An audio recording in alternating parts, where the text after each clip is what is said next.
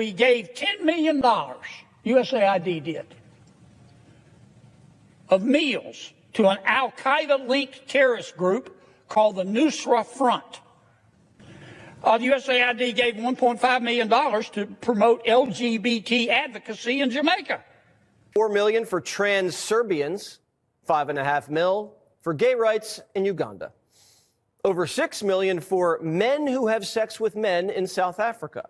Welcome back to the WSXM channel. I don't know, my name is Stefan. Thanks for returning, thanks for watching. So, what the African continent have been seeing record number of attacks from the West, and now we finally figure out how it's been done and how it's been funded. It's been funded by the American government, specifically the Biden administration, because it came out the millions on top of millions of dollars they are spending on funding mercenaries and terror groups to attack the African continent and the LGBTQ community as well to attack. So they are attacking us on two fronts, and each front have a more deeper, a more multiple transgressions they are causing against the African countries. So let's talk about it. But before we do, take a listen to what some of these money what is funding, and then we're going to discuss, dissect it. Take a listen. Boom. That the American taxpayers are giving money to Afghanistan. He found that we are giving money to Yemen. He found that we are giving money to Syria. I didn't know that. Some of our foreign aid is going to Yemen, Afghanistan, Syria. He found that USAID gave money to a transgender clinic in India. I didn't know that. I bet you the American people didn't know that. He found that the USAID gave $1.5 million to a Serbian LGBTQ group called Grupa Izadaji. Anyway, they got $1.5 million to, quote, advance diversity, equity, and inclusion in Serbia's workplaces and business communities. They found that USAID spent $164 million to support radical organizations around the world. We're not talking Cub Scout troops here. We're talking about radical organizations around the world. They gave $122 million of that to groups aligned with foreign terrorist organizations. He found that we gave $10 million, USAID did, of meals to an al-Qaeda-linked terrorist group called the Nusra Front. The USAID gave $1.5 million to promote LGBT advocacy in Jamaica. $1.5 million to promote gays, lesbians, and trans in Jamaica. Jamaican me crazy. $4 million for trans Serbians. $5.5 million for gay rights in Uganda. Over $6 million for men who have sex with men in South Africa. That's just how it was described. $17 million to promote inclusion in Vietnam. It's just probably another way of saying it went to trans. We carpet bombed them and then we paid them to cross-dress. Wrong. $122 million of the USAID money was given to terrorists. The Taliban is taxpayer funded. So was the Wuhan lab. So there you have it.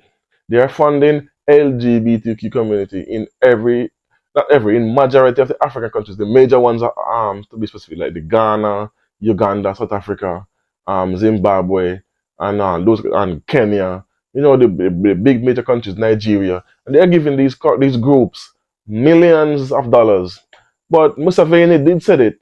Museveni said that they are sending $5 million annually to Uganda to these groups for them to promote and their lifestyle and to go and try to get kids to follow them. He said it, and he said they can keep the aid money. He don't want it.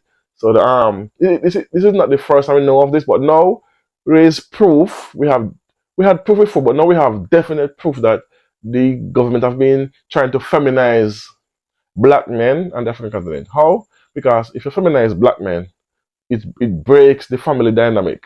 It takes the father out of the household. Now you have a single parent household with the mother raising the young boys and feminizing these young boys and making them, so it's a twofold, threefold. They're feminizing black men. They're breaking up from black homes, making it single parent homes so they cannot reproduce and discuss delinquency in kids.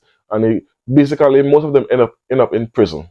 Then you have the sanctions that when African country pass laws banning or making it illegal for you to be LGBTQ in the country, then they come on and they sanction these countries, and so that also hurt the economy of these countries.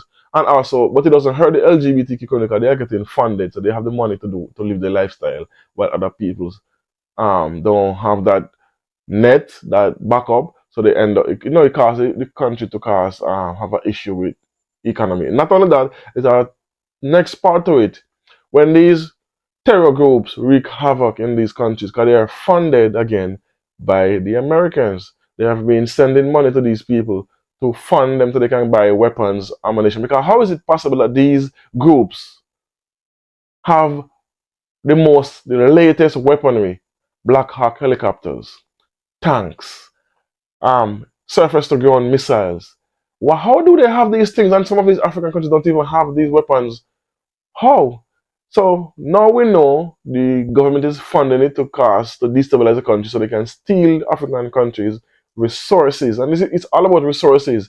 They're sending money, but they're getting millions and billions of dollars, not millions, billions of dollars annually from the resources of what they are stealing from these African countries, specifically the DRC, the Congo, because when you keep a country fighting, have civil war and fighting within themselves, it costs now, if you not to look at the so-called peacekeepers who comes in now as the white and their white horses as the good guys, and they're the ones who come in the country, secure the resources sites, keep you away from them, and then make a sign some ridiculous deal that give them unlimited access to the resources. And then they put bases, American bases in these countries. And what does that do? It prevents any army personnel on ground. The government cannot touch them. No matter what law they break or what they do, they can analyze someone. The government cannot prosecute them. They cannot touch them. So, and we are being invaded on every level. Hence the reason why the Burkina Faso, Mali, Sahel nation, and Niger kick the French and the American army. Okay, it's not just America doing this. The French army is doing this as well. So when they kick them out of the country and they take control of the resources, they cannot get to steal it. So now they are trying to take him out. 19 assassination attempts at William Chori. This guy here. Why? Because he realized what they're doing and he put a stop to it. But other African countries not doing that. They're not following the footsteps of Abraham Chori, the plan the blueprint he made and set. But no, South Africa is for some reason joining with them more because the puppet president Ramaphosa. Ghana, well, not the new president, former president Nana Akufo. He's now out of office, but he was doing military drills again on the border for the purposes of attacking the Burkina Faso. Benin was doing the same thing. Ivory Coast and these countries was stockpiling military vehicles for these countries to go and attack these Sahel nations. So we have been attacking on every front. So when you see, we tell you that the destabilization effect is in full effect. It's fully, because there's other videos where they are reeling out who get funded, and some of these funds, 20 million for to put on a TV series in foreign like Iraq. How a TV show costs 20 million to make? That money is being funneled, and there's also money laundering because some of this money go back to the same congressman or whatever they want to do. But they are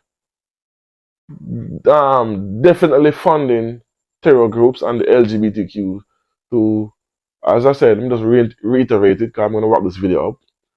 Feminize black men, because if you notice the LGBTQ, majority of them is black. So we are feminizing the black men, creating single parent home, single mother home, where single mothers cannot manage their black sons, their young sons. So they end up in prison because of, once they get a record, it is a straight from the school directly to the prison, because they are promoting this. They have, then they're not only promoting, they're also they have laws against if you hit or attack or say anything negative towards the LGBTQ community, you can get in trouble, you can get prosecuted by the law. So that shows you every angle we as black men have been attacking, from feminizing us, from um, putting us under the microscope and any little thing, while the other race, the less melanin people, get scot free for whatever they do.